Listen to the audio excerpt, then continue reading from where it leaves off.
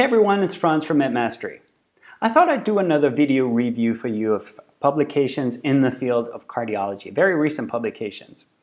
And the first one deals with the rising incidence in atrial fibrillation over the last 50 years. The second one is a comparison of transcatheter valves versus surgically implanted valves in patients who are not at very high operative risk.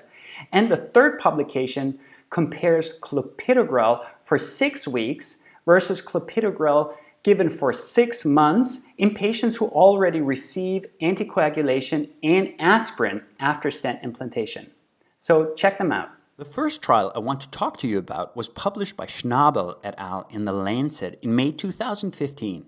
The title is 50 Years in Atrial Fibrillation Prevalence, Incidence, Risk Factors, and Mortality in the Framingham Heart Study, a cohort study. I'm sure you've heard of the Framingham study. It's the mother of all cohort studies. Framingham is a small town in New England.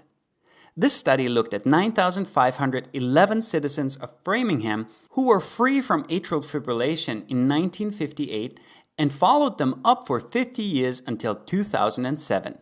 At that point, 1,544 people had developed atrial fibrillation. That's a staggering 16%. They then wanted to see if the incidence rate had increased over time, so they compared 2 decades with one another. The first one from 1958 to 1967, and the second one from 1998 to 2007. They found that the incidence rate in the first decade in males was 20.4 per 10,000 patient years, whereas in the later decade it was 96.2 per 10,000 patient years. That's an increase by a factor of 4.7. And what about women? The incidence rate in the first decade was 13.7 per 10,000 patient years, whereas in the later decade, it increased to 49.4 per 10,000 patient years. So an increase by a factor of 3.6. This means that today, atrial fibrillation is 4 times as common as 50 years ago. So I guess you could say that not only was the beat of the music better back then. Okay, so let's get back to AFib. The authors attributed the rise in incidence to a change in the mix of risk factors.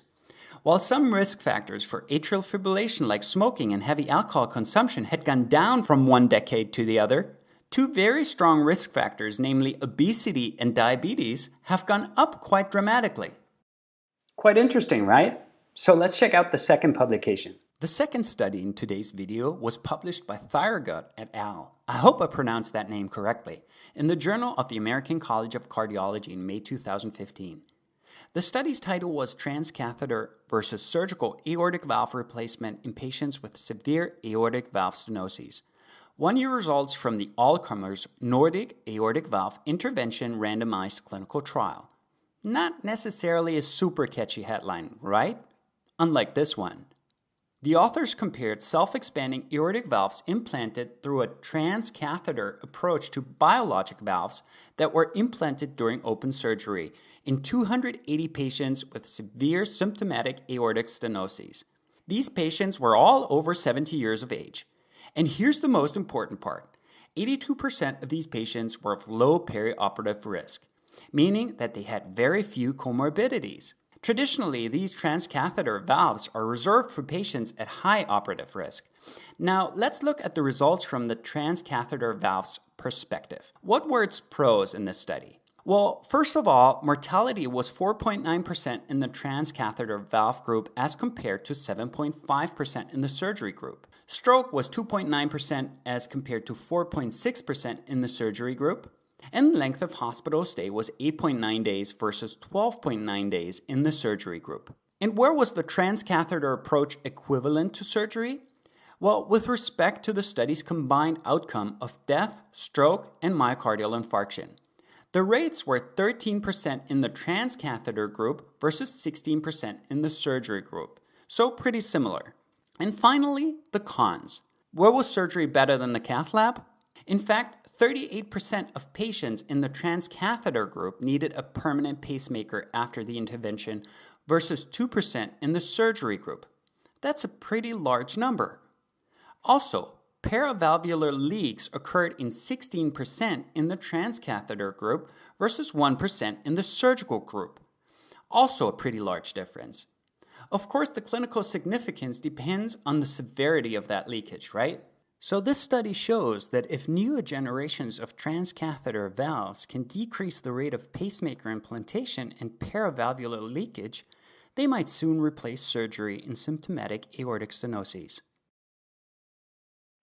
The third study deals with one of my favorite topics, the duration of triple therapy, that's dual antiplatelet therapy plus anticoagulation following stent implantation. Have fun. These are the results of the so-called EASER triple trial. The paper's title is Duration of Triple Therapy in Patients Requiring Oral Anticoagulation After Drug-Eluting Stent Implantation, published by Fiedler et al. From Munich.